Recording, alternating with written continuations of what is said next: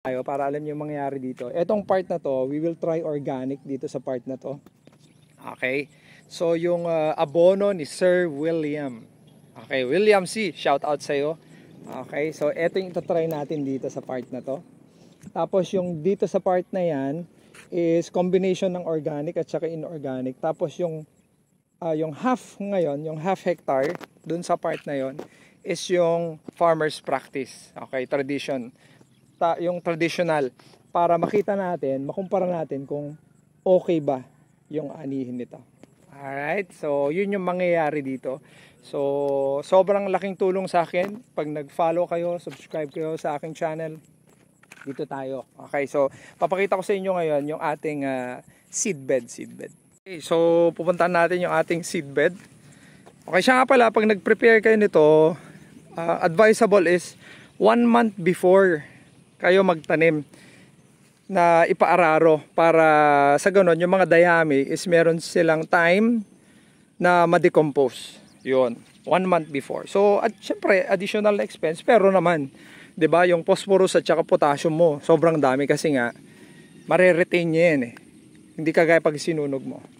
Okay, so dito tayo sa ating seedbed. Yan. So lalagay ko dito. Ang ilalagay natin dito is yung hybrid. Di ko na sasabihin kung ano. Basta hybrid yung seed niyan. Okay. So yan siya ngayon. So yung nilalagay nila ngayon is yung carbonized rice hull.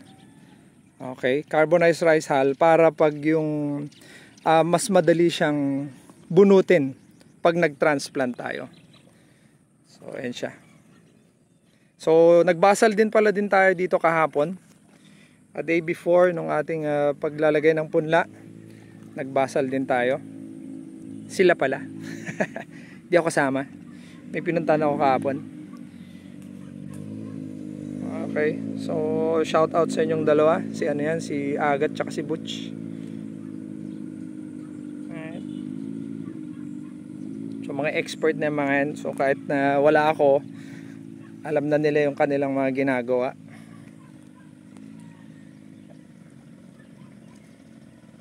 Okay, so habang nilalagay nila yan, so maganda rin pag dito kasi yung ash na yan, ayaw din ng ano to, ng kuhol.